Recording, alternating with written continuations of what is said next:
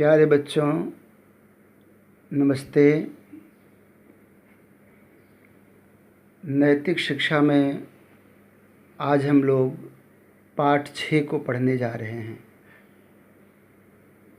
पाठ का शीर्षक है प्रातः उठने के लाभ। आजकल आप कितने प्रातः उठ रहे हैं, सुबह में उठ रहे हैं, सबको पता है। जब से लॉकडाउन लगी है आज सब मस्ती से सो रहे हैं और मस्ती से उठ रहे हैं, परंतु यह जो पाठ है वह हमें शिक्षा देती है कि सुबह उठने का जीवन में क्या लाभ है। सुबह उठने का जीवन में क्या लाभ है, यह इस पाठ की शिक्षा है। एक थॉट्स है, संस्कृत में लिखा हुआ है, भूत्यै जागरणम अभूत्यै स्वप्नम, अर्थात जागने से ऐश्वर्य की तथा सोते रहने की से दरिद्रता की प्राप्ति होती है। समझ गए बात को? कब जगने से और कब सोते रहने से? तो प्रातः जगने से किसकी प्राप्ति होती है? ऐश्वर्य की। ऐश्वर्य की प्राप्ति, सुख, शांति, आनंद की प्राप्ति। और जो सोया रहता है उसको दरिद्रता की प्राप्ति होती है, अर्थात वो जीवन में दुख पाता है।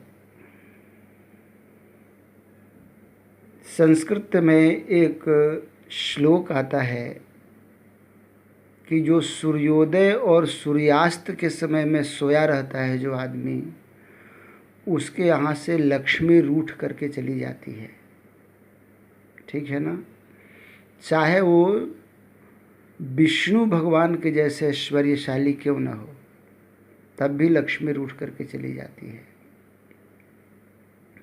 सूर्योदये नवास्तमिते न शयनम विमुंचयन्ति श्री यदि चक्रपाणि। भगवान विष्णु भी अगर सुबह और शाम के समय में सोए रहें तो उनसे भी रूठ करके लक्ष्मी चली जाएगी। तो सामान्य निशान की तो बात ही क्या है। तो प्यारे बच्चों, प्रातः उठना स्वस्थ के लिए रामबाण औषधि दवा के जैसा है। स्वास्थ्य या निरोगता सुखों में सबसे बड़ा सुख माना गया है। इस आरोग्य की प्राप्ति के लिए व्यक्ति को हितकारी भोजन, उपयुक्त व्यायाम और संयमशीलता और निश्चिंतता की आवश्यकता है, जो पहले पढ़ाई हो चुकी है। इनमें भी अधिक आवश्यक यह है कि सुबह सवेरे व्यक्ति उठे। अंग्रेजी की कहावत है कि जल्दी सोना और जल्दी उठना मनुष्य को स्वस्थ, संपन्न और बुद्धिमान बनाता है। आप सबको पता भी है। यह बात अंग्रेजी में ही नहीं, विश्व के प्राचीनतम ग्रंथ वेद में भी यही संदेश है।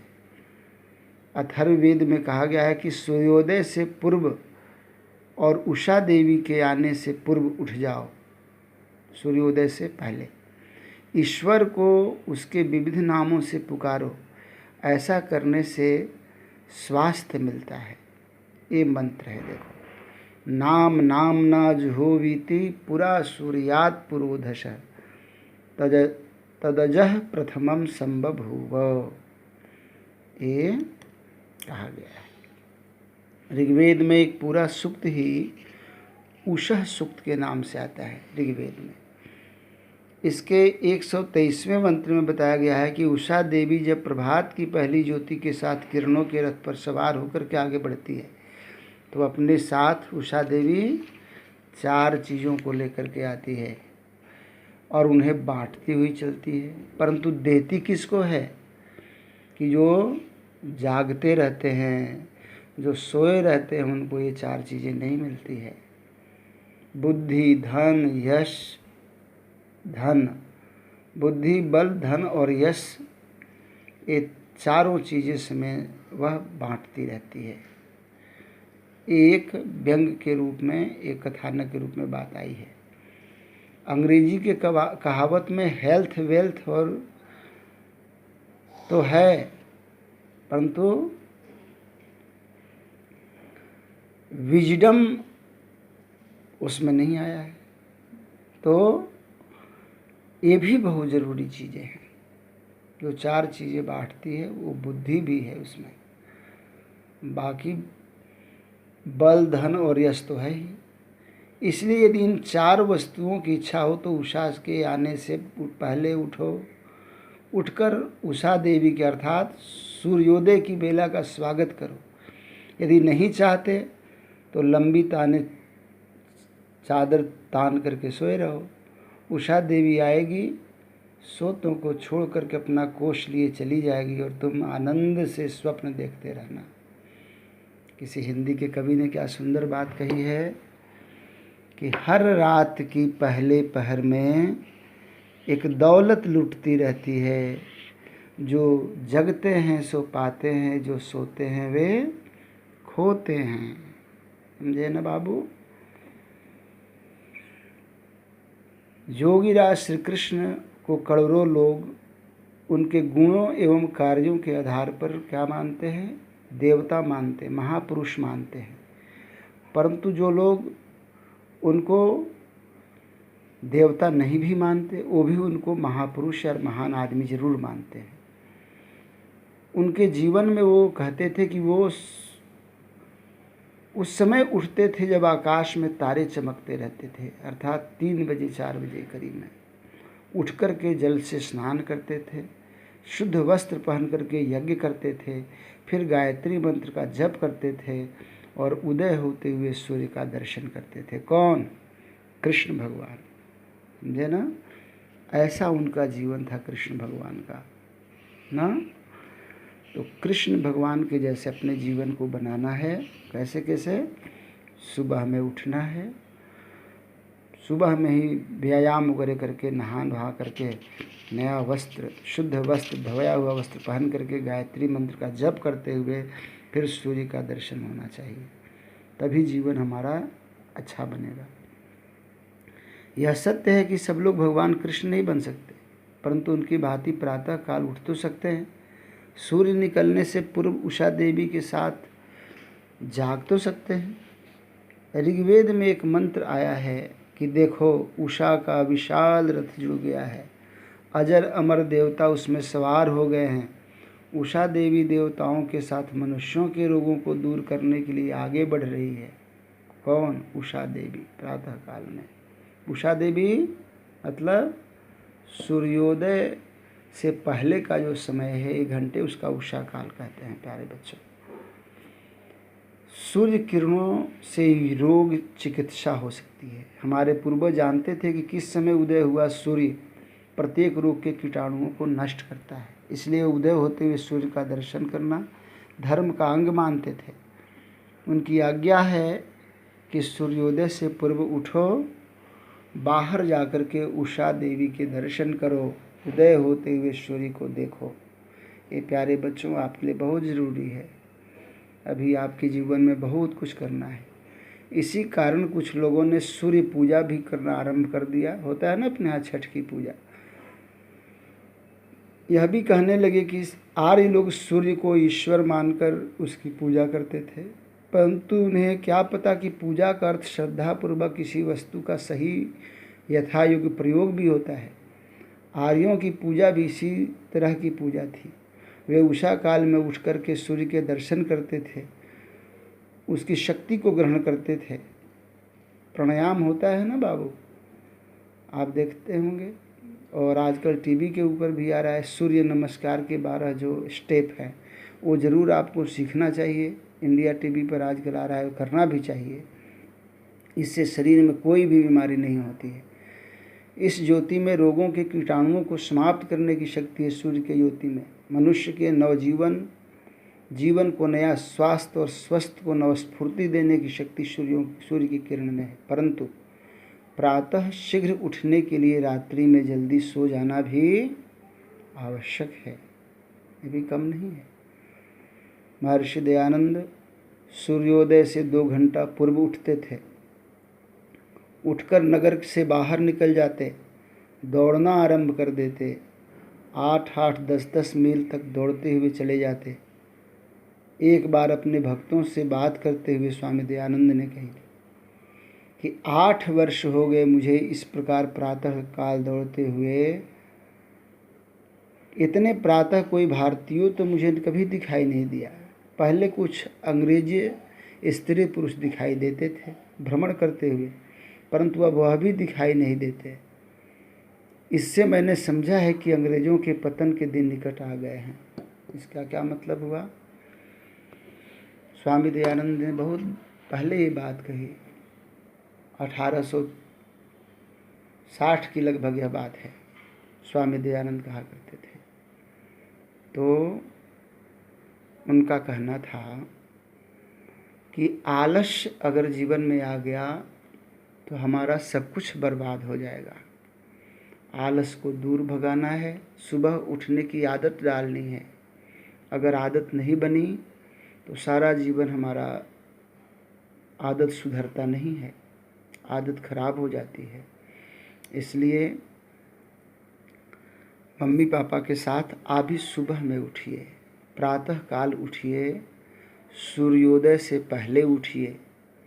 स्वामी दयानंद ने जो बातें कही कि अंग्रेज पहले दिखाई देते थे सुबह में घूमते हुए, पर अब दिखाई नहीं दे रहे। इससे मुझे लगता है कि अब उनके पतन का दिन आ गया। उसमें अंग्रेज़ों का शासन था प्यारे बच्चों। और तब स्वामी दयानंद ने ये बात अपने शिष्यों से कही थी। प्रातः उठने से जीवन में स्फूर्ति बनी रहती है और हमारा सभी काम समय से होता है। जो 9 बजे व्यक्ति उठेगा तो खाएगा, नाश्ता कितने बजे करेगा? 11 बजे, 12 बजे। खाना कितने बजे खाएगा? सारा उसके जीवन का दिनचर्या अस्त व्यस्त हो जाएगा। इसलिए प्रातः उठना सीखिए, आदत डालिए। सुबह में व्यायाम भी कीजिए, एक्सरसाइज भी कीजिए और सूर्य की किरणों से जीवन को स्वस्थ और सूर्य की से ऊर्जा प्राप्त कीजिए। जैसे बताया हुआ है कि पहले हमारे देश में सूर्य की पूजा भी लोग करते थे। आप हिस्ट्री में भी इसे पढ़ेंगे। जो जो चीज़ मनुष्यों को ज़रूरत थी, जिससे वो लोग जब कम पढ़े लिखे थे, तो जो जो काम की उनकी चीज़ें थी वो लोगों की पूजा करने लगे। धरती माता अन्न देती थी, धरती की पूजा शुरू कर दी। वैसे ही जल की पूजा शुरू हो गई, अग्नि की पूजा शुरू हो गई। उसी तरह सूर्य और चंद्रमा की पूजा शुरू हो गई। यहाँ तक कि कुत्ते की पूजा भी होती थी, मुर्गे की पूजा भी होती थी हड़प्पा संस्कृति में। और उधर अगर आप देखेंगे तो, क्योंकि वो लगता था कि रात में कोई बाहर से आदमी आ रहा था, कुत्ता जगा देता था घर में, लोग समझ जाते थे कि बाहर से आदमी रहा है। मुर्गे की पूजा इसलिए करा करते थे कि सुबह में वो उन्हें जगाता है, इसलिए उनके अलार्म के जैसे वो काम आता था। मनुष्य स्मृति में एक बात कही गई है कि जहाँ नारियों की पूजा होती है, जिस घर में वहाँ देवता वास करते हैं। तो पूजा का मतलब यह थोड़े है कि पापा जी तुम्हारे मम्मी की फूल अक्षत माला दे करके पूजा करते हैं, आरती दिखाते हैं। पूजा का मतलब होता है यथा योग्य सत्कार करना, और जड़ देवताओं की पूजा है कि उनका यथा योग्य उपयोग करना। अग्नि को व्यर्थ में नहीं जलाना, पानी को व्यर्थ में खर्च नहीं करना। जो धरती माता है उसमें पेप्सिसाइड, जो जहरीले खाद है, उनको डाल करके इसको बंजर नहीं बनाना। इसमें मवेशी खादों को डाल करके उसकी उर्वरा शक्ति को बनाए रखना, यही ना धरती की पूजा है। गंगा की पूजा क्या है कि गंगा नदी को स्वस्थ रखें, स्वच्छ रखें, विमल रखें ना। पूजा करके जा कर के उसमें और फूल अक्षत डाल दिया जाए तो ये तो पूजा नहीं, वो तो और गंदा हो गया ना। तो इसलिए यथा योग्य उपयोग में लाना, उसको स्वच्छ रखना। पंच महाभूतों की, ये पंच महाभूतों की पूजा है। जहाँ नारियों की पूजा है, उसका मतलब है कि पुरुष लोग नारियों की कहना माने, उनका सम्मान करें, सत्कार करें। यही यथा योग्य पूजा का मतलब है। वैसे ही सूर्य का पूजा है कि सूर्य उदय होने से पहले उठें, अपने शरीर में उस ऊर्जा को ग्रहण करें, प्राणायाम से स्वच्छ वायु को अपने हृदय में धारण करें, तो आपका चेस्ट, हृदय जो है वो सही रहेगा। आपकी छाती सही रहेगी। ये ध्यान देने की बात है। प्राणायाम करना जरूरी है, व्यायाम करना जरूरी है, आसन करना जरूरी है। ध्यान से देखेंगे बाबू। पहला प्रश्न है, जल्दी सोने जल्दी उठने के बारे में अंग्रेजी कहावत से हमें क्या शिक्षा मिलती है? बोलिए। ये शिक्षा मिलती है अंग्रेजी कहावत से। कहावत क्या है वो तो आप देख लिए कि हमें सुबह में प्रातः काल उठ जाना चाहिए। ये मूल शिक्षा है उसकी। भगवान कृष्ण किस समय उठते थे और उठ कर के क्या करते थे? यहाँ लिखा हुआ है ना, ये 20 नंबर पेज के 5वें नंबर पैराग्राफ पर यहाँ लिखा हुआ है। देखो, दिखाई दे रहा है, मैंने वो किया हुआ है, वो लिख देना है। शुद्ध जल से उठ करके सुबह में उठते थे, जब आकाश में तारे चमकते थे, उठ करके शुद्ध जल से स्नान करते थे, तब शुद्ध वस्त्र धारण करके यज्ञ करते थे और फिर गायत्री मंत्र का जप करते थे और उस समय उगते हुए सूर्य को देखते थे। ये कृष्ण भगवान की दिनचर्या थी। इसको पूरा लिखना। उदय होते हुए सूर्य को देखने से क्या लाभ है? बोलो, क्या लाभ है? कि हमारे उदय होते हुए सूर्य को दर्शन करने से रोग के कीटाणु जो है वो नष्ट हो जाते हैं ना, और हमारे शरीर में स्फूर्ति आती है। मैंने लिख दिया, देखो ध्यान से।